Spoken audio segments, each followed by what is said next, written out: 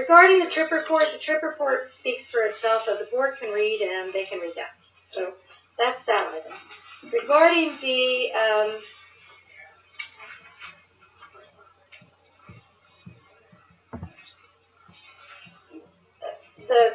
enforcement activities, I want to let the board know that we do now have full enforcement authority. We had enforcement authority statutorily when the governor signed the bill, but the Department of Public Safety Commissioner needed to redo our officers' commissions, and those were just redone in June.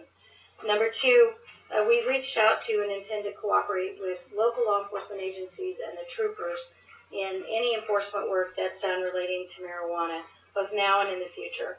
And then number three, that I sent 6 letters to marijuana businesses. This is a matter of public record, not being quiet or secret about it. I included the letters in your packet. The letters are very similar to one another. Their question was raised by some operators of these businesses, both publicly and in questions to me at various events. Am I legal? Can I do what I'm doing? Okay? And these letters were intended to give, in my opinion, in the absence of a board, the legal ramifications and the legal parameters of what these businesses are doing. From my perspective, there are no legal marijuana businesses. February 24th, 2015, marijuana became legal for personal use and possession, and the timeline began for us to create rules for marijuana businesses. So from my perspective, if you have a business and you're open for business and you're advertising and you have a marijuana business, we're going to look at that, okay? Because there are no marijuana businesses, so how can you have one? And I've identified specific issues relating to the activities that we identified. We did not go into any place. We did not take enforcement activity. This was intended as a notification to individuals who had repeatedly asked and said, if the board or Cindy Franklin doesn't tell us that what we're doing is illegal, then it's not. I don't agree with that. I don't think that we are the end-all, be-all of what's legal and what's not. The law is the law. As you stated earlier, Mr. Chair, you know, the laws that were in effect before this ballot measure passed are still in effect. These letters were intended to provide, in some cases were the very loudly asked for opinion of whether or not these marijuana businesses are legal under current statute. So the board members can read for themselves, you know, the statutory authority that we gave. Okay, and there are some individuals who are calling these cease and desist letters. They do use those verbs. They're not cease and desist letters in the official sense that there's anything specifically that is named in the letters that's going to happen if the businesses don't cease and desist. My concern for all marijuana businesses is if they're interested in being a legal part of this industry, they should wait, like the other marijuana businesses, for the rules to be developed. So that was the point of these letters. I know I have some not fans in the audience over them, and I'll leave it to the board.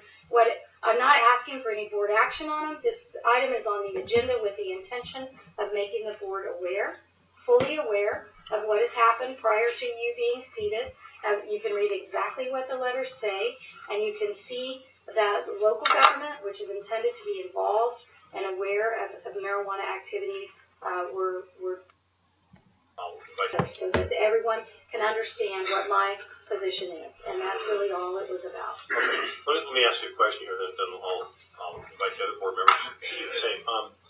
Earlier today, we agreed to create an ask list of 4 items that we wanted the legislature to pursue to help us out here. And one of those was to create a license type for marijuana clubs, which I think will ultimately, let me back up for a second. These letters, basically the issue with these letters is that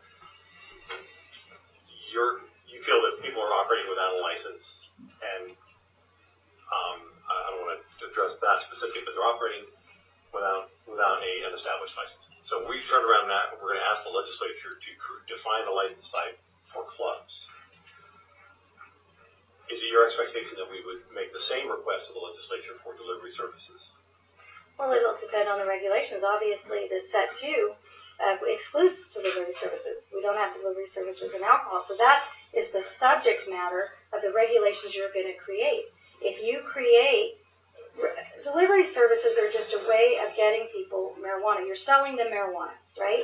And the difference between these two types of businesses is there's no statutory authority for people to get together and smoke marijuana in a business context. There is statutory authority for someone to sell someone else marijuana.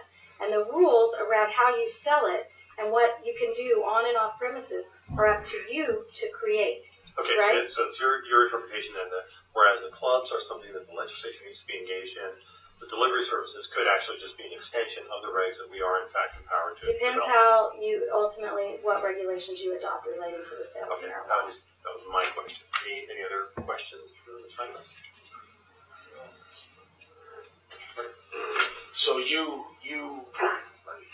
characterize these letters as cease and desist letters. Well, say cease and desist. I said it says cease and desist, but in terms of a term of art of whether or not there are cease and desist letters, they're really just please stop letters. And well, it says, I don't think it's time for you to talk. It does say here, I think this is the same language of both cases. This letter will serve as official notice that your business is illegal and enforcement action will be taken against you if you do not immediately cease and desist from operating your illegal marijuana business. So, I mean, it is a cease and desist letter, and it's telling them that if they don't stop, then they're going to be talking to one of the enforcement officers. I mean, that's the way I would read it. Do you have more than that? Mr. Emmett, do you have anything you'd like to ask or comment on with regard to this discussion? No, I don't have any comments on the particular issue this time. Okay. So you're not really asking the board to take any action at this point. You